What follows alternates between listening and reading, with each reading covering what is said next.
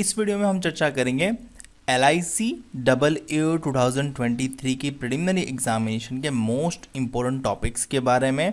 और यदि आप इन टॉपिक्स की प्रिपरेशन करते हो तो अच्छे से आपका सिलेक्शन होने के चांसेस बन जाते हैं। तो इन टॉपिक्स की प्रिपरेशन अच्छे से करें ताकि आपके सिलेक्शन 100% हो जाए। तो चलिए शुरू करते हैं और जान लेते हैं LIC AA प्रीलिम्स 2023 के एग्ज़ाम के लिए मोस्ट इम्पोर्टेंट टॉपिक्स कौन कौन से रहेंगे।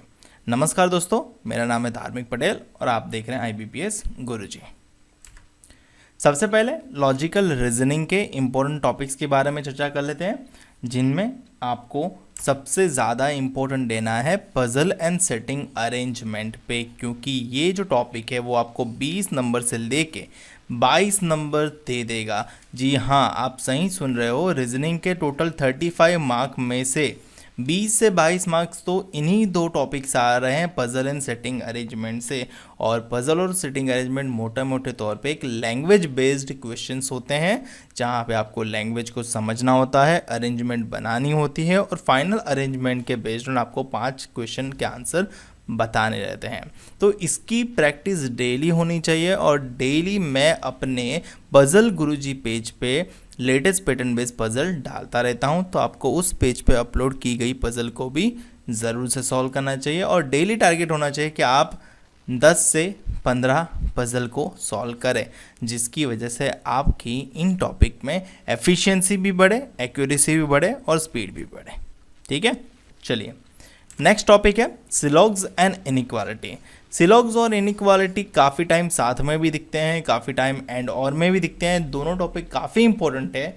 अगर कोई सिंगल टॉपिक ही आया, मान लो केवल सिलॉग्स आया या फिर केवल इनइक्वालिटी आया, तो 5 नंबर में होगा। और अगर दोनों आए तो 5 से 10 मार्क में होगा, यानी 8 मार्क में भी हो सकता है, 10 मार्क में भी हो सकता है। दोनों काफ़ी इंपॉर्टेंट टॉपिक है, तो इसकी भी प्रैक्टिस अच्छे से होनी चाहिए। कंसेप्ट में अगर कोई दिक्कत है तो आपको लिंक डिस्क्रिप्शन में मिल जाएगा बेसिक वीडियो के प्लेलिस्ट का, बेसिक वीडियो ज़रूर चेक कर लें। अगला हमारा इंपॉर्टेंट टॉपिक है ब्लड रिलेशन। ये है 2 से 3 मार्क का इंपॉर्टेंट टॉपिक। यहाँ से आपको 2 से 3 मार्क का देखने को डेफिनेटली मिल सकता है, तो आपको इस टॉपिक की भी प्रिपरेशन अच्छे से करनी रहेगी। नेक्स्ट इंपॉर्टेंट टॉपिक है कोडिंग डिकोडिंग, या फिर डायरेक्शन, या फिर रैंकिंग अरेंजमेंट। ये तीनों टॉपिक काफ़ी इंपॉर्टेंट तो रहते ही हैं, बट हालांकि क्या है कि अब के समय में इसमें से कम क्वेश्चन आ रहे हैं। तो तीनों टॉपिक मिला के 2 से 3 मार्क का क्वेश्चन हो सकते हैं, या तो कोडिंग के 2 से 3 मार्क के देखने को मिले, या तो डिस्टेंस डायरेक्शन के मिले, या तो फिर रैंकिंग अरेंजमेंट के मिले। ठीक है, तो 2 से 3 मार्क का वेटेज रहेगा। तो ये थे हमारे रीजनिंग एबिलिटी के मोस्ट इंपॉर्टेंट टॉपिक। और लास्ट टॉपिक है वर्ड फॉर्मेशन एंड पैर फाइंडिंग। ये 1 से 2 मार्क का टॉपिक है, और वर्ड फॉर्मेशन या फिर पैर फाइंडिंग अक्सर 1 से 2 मार्क में देखने को मिल ही जाता है। सो ये थे रीजनिंग के सारे इंपॉर्टेंट टॉपिक।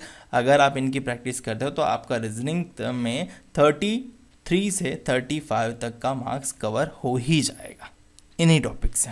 ठीक है, चलिए आगे बढ़ते हैं और जान लेते हैं क्वांटिटेटिव एप्टीट्यूड के इंपॉर्टेंट टॉपिक यानी मैथ्स के। सो मैथ्स में सबसे पहला होता है डेटा इंटरप्रिटेशन। जी हाँ, आपको डेटा इंटरप्रिटेशन 2 सेट आए तो 10 मार्क में होगा, 3 सेट आए तो 12 से 15 मार्क में होगा, यानी 10 से 15 मार्क में आपको डेटा इंटरप्रिटेशन देखने को मिलेगा। अब डेटा इंटरप्रिटेशन में वेरियस चार्ट्स होते हैं, जैसे कि टेबल चार्ट हो गया, लाइन चार्ट हो गया, पाई चार्ट हो गया, फिर पाई, ठीक है, फिर ग्राफ हो गया। ठीक है, तो ये सारे चार्ट आपको अच्छे से करने रहेंगे। और साथ में एक केसलेट भी होता है, तो एक क्वेश्चन तो केसलेट का समझ ही लो, तो उसकी प्रैक्टिस डेली होनी चाहिए। जैसे रीजनिंग में आप पजल एंड सेटिंग अरेंजमेंट की प्रिपरेशन करते हो, वैसे ही आपको मैथ्स में डेटा इंटरप्रिटेशन की प्रिपरेशन करनी चाहिए, डेली होनी चाहिए। ठीक है, मेंस लेवल का अभी ना करो ना सही, बट प्रीलिम्स लेवल का करना ही पड़ेगा, क्योंकि इसमें स्पीड बढ़ेगी तभी तो आपका एग्जाम में अच्छे से हो पाएगा। सो दूसरा इंपॉर्टेंट टॉपिक है मैथ्स का number series, quadratic equations and approximation. हालांकि ये 3 टॉपिक है और ये 10 से 15 मार्क का वेटेज रखते हैं, यानी तीनों साथ में देखने को मिले वैसा रेयरली होता है। बाकी इन तीनों में से किन्हीं भी 2 टॉपिक आपको एग्जाम में आ जाएंगे और 10 नंबर में तो मिनिमम ये आ ही जाएगा। अक्सर सीरीज आपको देखने को मिलता है 5 नंबर में, क्वाड्रेटिक भी 5 नंबर में होता है और अप्रोक्सीमेशन भी 5 नंबर में होता है। लास्ट ईयर जो शिफ्ट हुई थी उसमें सीरीज और अप्रोक्सीमेशन ही पूछे जा रहे थे 5-5 नंबर में, टोटल 10 नंबर में बट इस साल का पता नहीं है, इस साल में क्वाड्रेटिक इक्वेशन हो सकते हैं, तो हमें इनकी भी प्रिपरेशन अच्छे से कर रखनी होती है। ठीक है, चलिए अगले टॉपिक की ओर बढ़ते हैं, और अगला टॉपिक होता है एरिथमेटिक। तो जैसे कि DI के लिए मैंने बोला 10 से 15 मार्क, और सीरीज, क्वाड्रेटिक इक्वेशन और अप्रोक्सीमेशन ये भी 10 से 15 मार्क। सो यहाँ पे हार्डली आपके 25 मार्क्स कवर हो ही जाते हैं, 25 मार्क्स जितना, और बाकी बचा जो पोर्शन होता है वो एरिथमेटिक का होता है 10 से 12 मार्क्स का।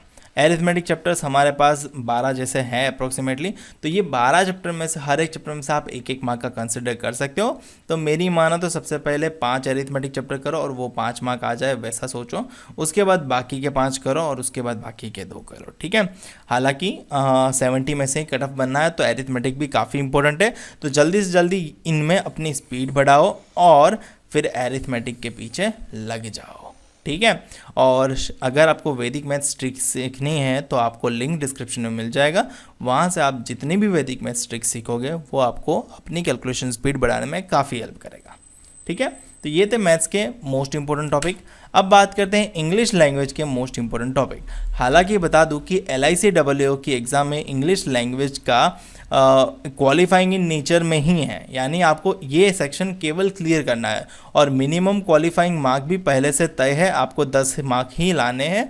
10 से ज़्यादा आएगा तो भी कोई इशू नहीं है, बट 10 से कम नहीं आने चाहिए, वरना आप सिलेक्ट नहीं किए जाओगे in spite of clearing the cut off. ठीक है, तो इंग्लिश लैंग्वेज में आपको मिनिमम 10 मार्क ले आने हैं, और यहाँ पे नेगेटिव मार्किंग नहीं है, तो जाहिर है आप पूरे क्वेश्चन सॉल्व मतलब सिलेक्ट कर सकते हो। ठीक है, इंग्लिश में सबसे मोस्ट इंपॉर्टेंट टॉपिक होता है रीडिंग कॉम्प्रिहेंशन।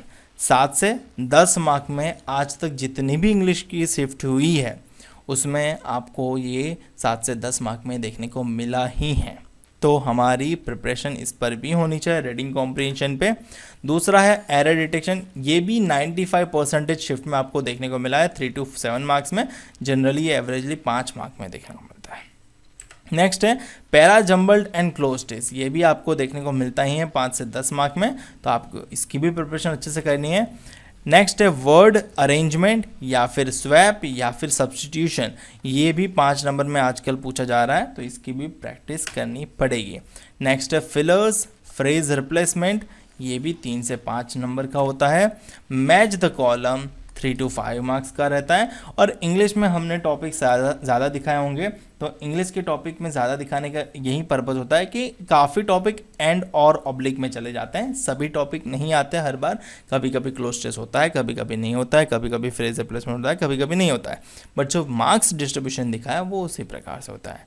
मुझे उम्मीद है अगर आप इन टॉपिक्स की प्रैक्टिस अच्छे से करोगे, इनमें स्पीड बढ़ाओगे, एक्यूरेसी बढ़ाओगे, आपका सिलेक्शन होने की संभावना सबसे ज़्यादा हो जाएगी।